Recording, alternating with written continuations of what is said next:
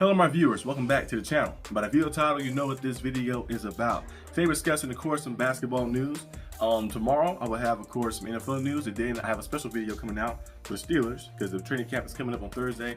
I have a video about that. And on Still Syndicate channel, you can be on there to see daily updates about the Steelers and stuff. I'm gonna have some stuff, but today we're talking about basketball. And we start off first. Chris Paul signed with, of course, the Clippers today. We've been seeing where he's going to sign. He signed with the Clippers, so he's coming back home to the Clippers. The Clippers are a team that's contending right now. They have the pieces to contend. You know, last year they fell short in the playoffs, but I feel like that game, like they could have actually probably won against the Nuggets. You know, but like we've seen, James Harden did not show up. He only scored 8 points in that game.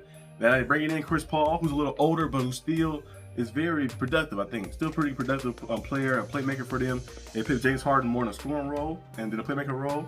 And then you have Kawhi Leonard out there. Kawhi Leonard is amazing. Kawhi Leonard is healthy. He's one of the best players, of course. So you have them out there, and the pieces. They added somebody else too. They made a trade. Let me pull up all the additions the Clippers have added. Clippers should have probably pulled it up before I started. Yeah, Brook Lopez. That's who it was. Yeah, they got John Collins and Brook Lopez. So the team look pretty good. You know, you have Chris Paul at the 1, James Harden at the 2. Kawhi Leonard at the 3, John Collins at the 4, and then you have Brook Lopez and Zubac is still there as well. So you have a pretty nice team, like pretty nice squad, of course. So we'll see how things kind of go with them and how they contend. Mostly it's about health. I know some of the guys on the lineup is older, but it's about health mostly for them. Because we've seen them have moments, like remember a few years back when they got to the conference championship against the Suns and they fell short. Kawhi Leonard was injured, you know, on that time, and Paul George was playing good basketball, but health concerns come to hunt you. Then the following season, you have one in Kawhi, then Paul George is injured now, and they kind of mix back and forth like that. So they need to find a way to stay healthy and go out there and handle business and stuff as well.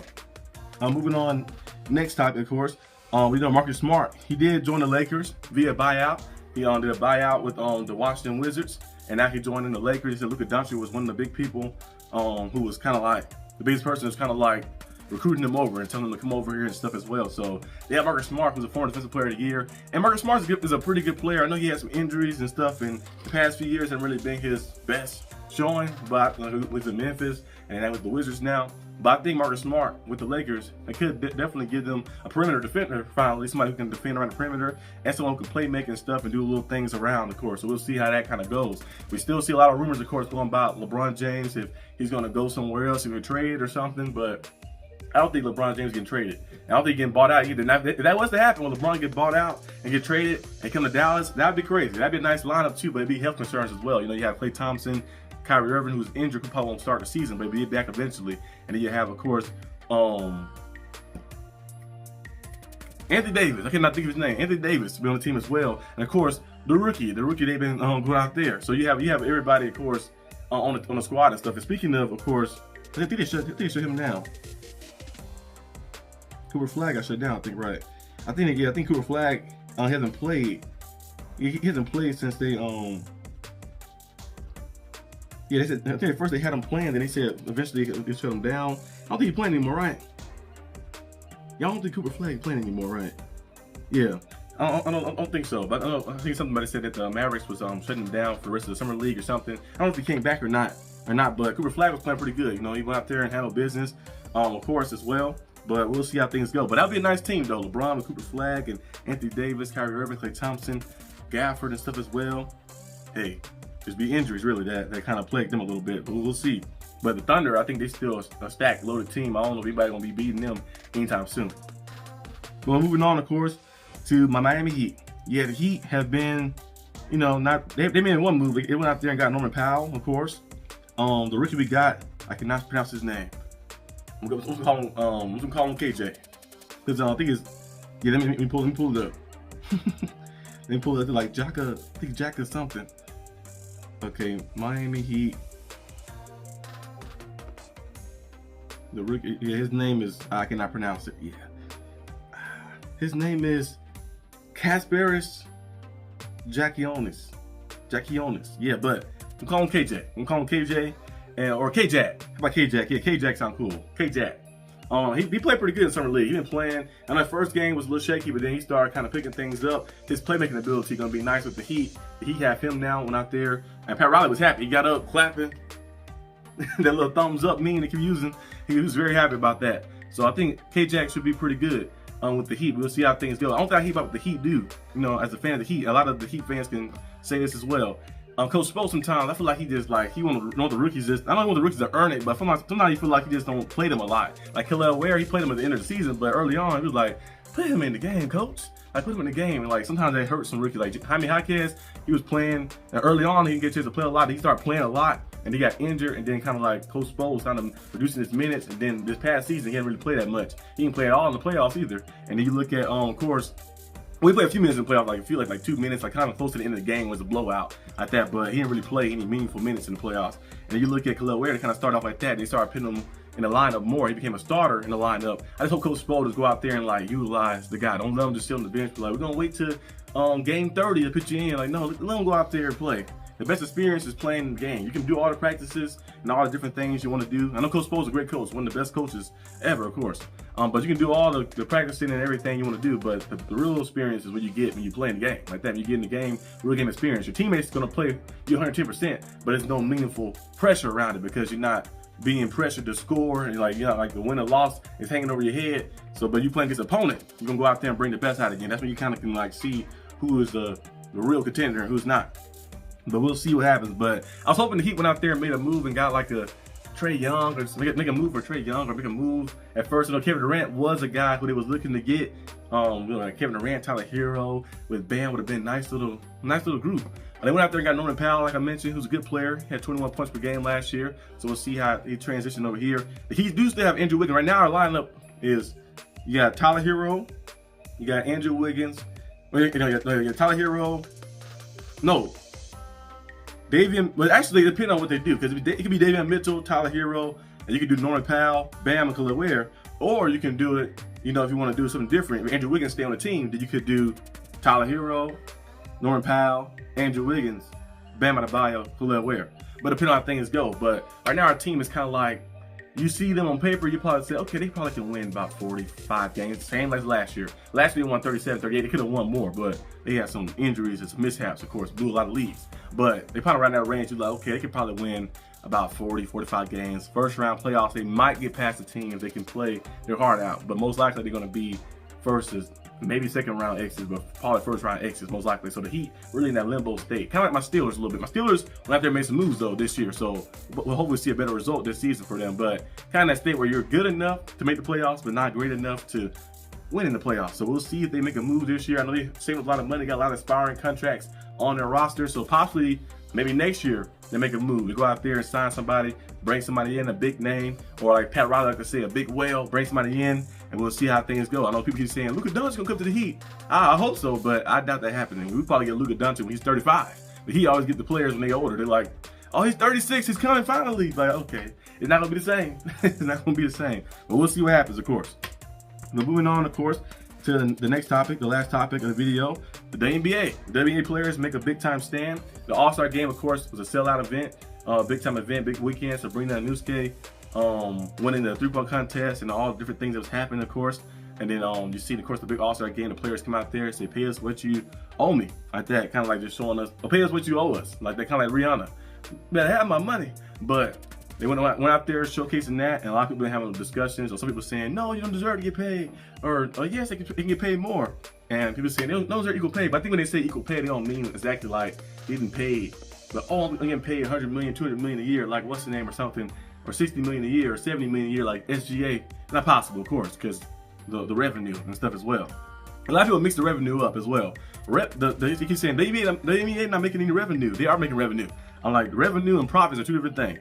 They make $45 million this year, part of the last year they deal, which is a lower deal. But next season they make $200 million. It's like if I own a promotion, I was like a wrestling promoter, and I signed a TV deal. They're gonna pay me $200 million over 4 years, so I get $50 million a year. My revenue is $50 million. My production to do everything and to book the arenas, to pay the talent and do all the different things is gonna be about $40 million. So my profit will be $10 million. A lot of people mix that up a little bit. Their revenue is $45 million. Now they lost $40 million, of course, so they didn't make any profit, but they did make money from the revenue itself like that. They're not playing for $0 like that. So people keep mixing that up, saying they're not making any revenue. Like, yes, they are.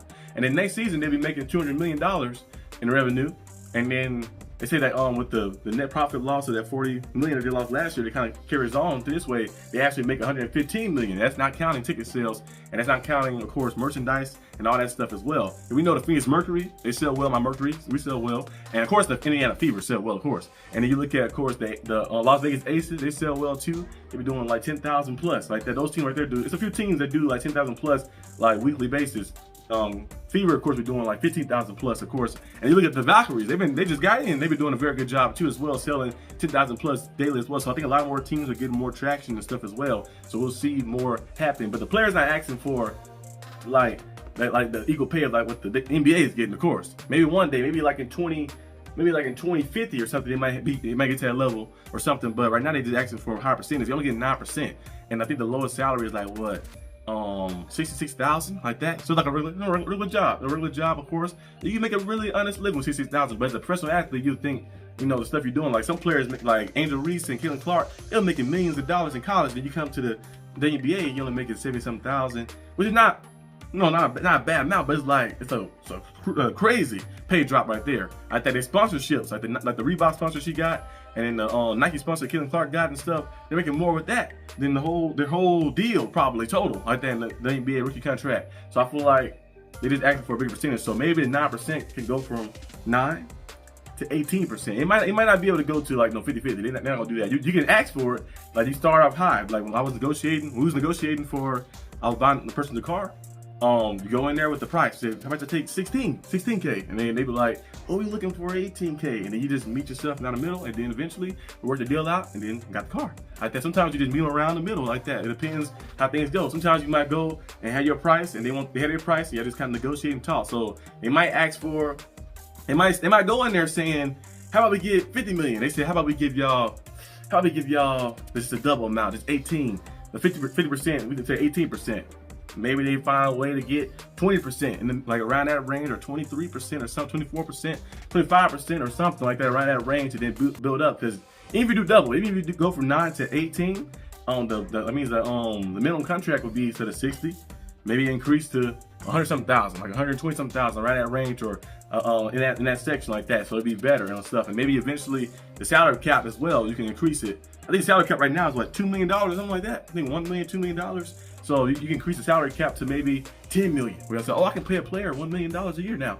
Or you make it the salary cap 15 million. Where I can pay a player $2 million a year. I can pay Angel Wilson, the 3-time MVP, $2 million a year or something. You never know what could happen. So I thought they asked for that. I know some fans would say, well, they didn't make any money in the past.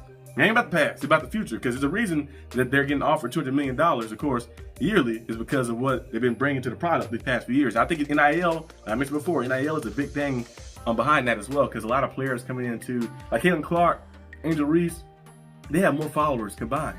They have more followers separately than the NBA.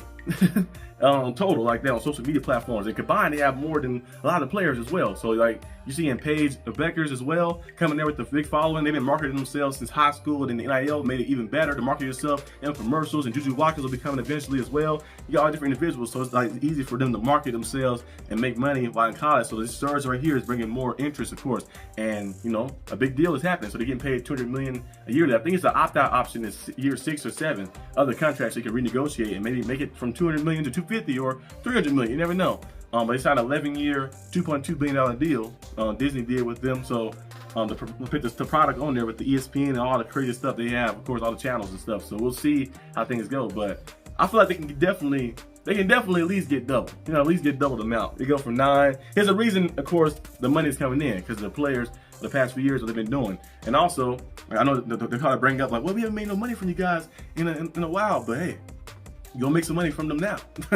Don't give it the pass. Don't give it the pass. Leave the pass alone. The pass is already happened. You can't change that. Some of the players was even there this whole team. They only been here for like 2 years and stuff like that, bring a surge. But you're seeing things kind of build up and boost up. So I feel like they can definitely get double at least. A double, then maybe one day down the line, you know, more bigger stars come in, and then hey, it might be 30%, and it might be 40%, then it might be 50% when they get their maximum is 50-50 and stuff.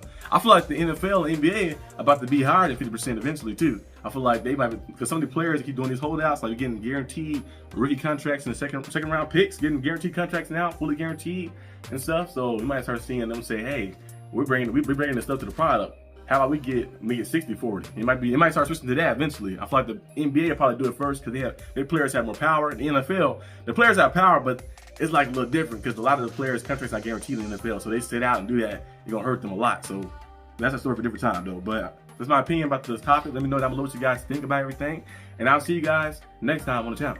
Peace out.